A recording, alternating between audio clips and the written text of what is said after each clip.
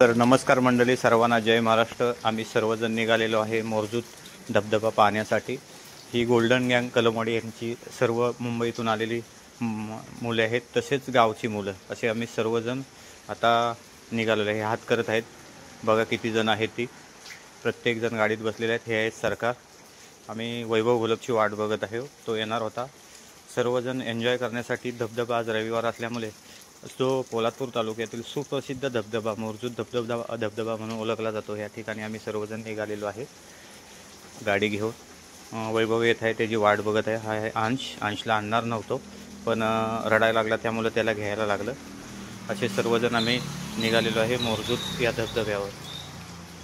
तर आहे आपला नॅशनल हायवेने आपण निघालेलो आहे। नॅशनल हायवेने सरळ न जाता 1-2 किलोमीटर अंतरावर आपल्याला पोलादपूर बाजारपेठ लागेल, म्हणजे पोलादपूर शहर लागेल। तर पोलादपूर शहरातून छत्रपती शिवाजी महाराज चौक आहे। आता हे आपण आलेलो आहोत सरकारी दवाखाना, जो पोलादपूरचा सरकारी दवाखाना, त्या दवाखान्याच्या इथं आलेलो आहे। तिथून सरळ जायचं आहे आणि मग लेफ्ट घ्यायचा आहे। हायवेने न जाता लेफ्ट घेतल्यानंतर आपण पोलादपूर मार्केटमध्ये आत एंट्री करू, म्हणजे पोलादपूर शहर जिथनं सुरुवात होतं तिथे आत घुसू। हे बघा, हा लेफ्ट आम्ही घेत आहोत आता, आणि हा लेफ्ट घेऊन आता आपण छत्रपती शिवाजी महाराज चौक पोलादपूर येथे पोचू। तिथून परत लेफ्ट घ्यायचा आहे आणि महाबळेश्वर हायवेने जायचं आहे। तर आता आपण पोलादपूर शहर या ठिकाणी पोचलेलो आहे। हे बस डेपो आहे, ही बस उभी आहे बघा, हे बस डेपो आहे। आणि हे आहे छत्रपती शिवाजी महाराज चौक, महाराजांचं हे दिसत असेल तुम्हाला, झेंडा दिसतोय। तर आता आपण पोचू 1-2 मिनिटात छत्रपती शिवाजी चौक पोलादपूर। तर आपण आता पोचलेलो आहे छत्रपती शिवाजी महाराज चौक येथे। हा बघा, सुंदर शिवाजी महाराजांचं स्टॅच्यू आहे, देखण्या स्वरूपाचं, खरोखर बघावं असं महाराजांचं स्टॅच्यू आहे। इथून लेफ्ट मारून सरळ महाबळेश्वर हायवेने जायचं आहे आपल्याला। हा महाबळेश्वर हायवे, मुख्य बाजारपेठ, इथून सरळ महाबळेश्वर हायवेने सरळ कापड्यापर्यंत सरळ जायचं आहे। ही पोलादपूरची बाजारपेठ आहे, दिसत असेल तुम्हाला, हे आजूबाजूचे दुकानदार, हे बघा, ही पोलादपूर बाजारपेठ आहे। सरळ अगदी कापड्यापर्यंत सरळ जायचं आहे। पोलादपूर सोडल्यानंतर आपल्याला लेप्रसी ब्रिज लागेल, तिथून पण सरळ जायचं आहे। थोड्याच अंतरावर आपल्याला लेप्रसी ब्रिज लागेल। लेप्रसी ब्रिजवरून सरळ मग बाजिरा लागेल। लेप्रसीला जाण्यापूर्वी एक कुडपणला जाणारा रस्ता असतो, तोही तुम्हाला मी दाखवतो। आपण 1-2 मिनिटात लेप्रसी ब्रिजवर आलेलो आहे। हे बघा, हा आहे लेप्रसी ब्रिज, आणि सावित्री नदी आहे। लेप्रसी पुलावर आपण पोचलेलो आहोत। हे बघा, हे कुडपण आहे, इथं नॉर्मल दिसलं तुम्हाला कुडपण म्हणजे भीमाची घाटी असलेलं, हे पण पर्यटन स्थळ आहे। खूप लोक जातात भीमाची घाटी बघण्यासाठी। तसं पोलादपूरमध्ये बरीच आपली अशी ठिकाणं आहेत, पर्यटन स्थळ म्हणून ओळखले जातात, त्यातलंच कुडपण हे एक। साधारण 14 किलोमीटर अंतरावर असलेला हा मोरजूतचा धबधबा बघण्यासाठी आपण निघालेलो आहे। पोलादपूरपासून 14 किलोमीटर अंतरावर मोरजूत धबधबा आहे। खूप सुंदर धबधबा आहे। आज रविवार असल्यामुळे बरेचसे लोक धबधबा पाहण्यासाठी येतात, पर्यटक बरेच असतात, खूप गर्दी असते। शनिवार रविवार तर खूप गर्दी असते, मुंबईतून चाकरमाने किंवा आजूबाजूची। आता सोशल मीडियाद्वारे हा धबधबा खूप फेमस झाल्यामुळे भरपूर लोक येतात। आता 5 मिनिटाच्या अंतरावर आता आपल्याला बाजिरं लागेल। बाजिरे म्हणजे बाजिरं डॅम, बाजिरे धरण। शक्यतो धरण तुम्हाला दिसणार नाही, मला दाखवता येणार नाही, कारण जो महाबळेश्वर हवे आहे तो खूप वरून जातो। थोडासा पाणी दिसेल तुम्हाला बाजिरे धरणाचं। ॲक्च्युली आता आपण पोचलेलो आहे बाजिरे डॅमच्या कॉर्नरला, दाखवतो तुम्हाला बघा।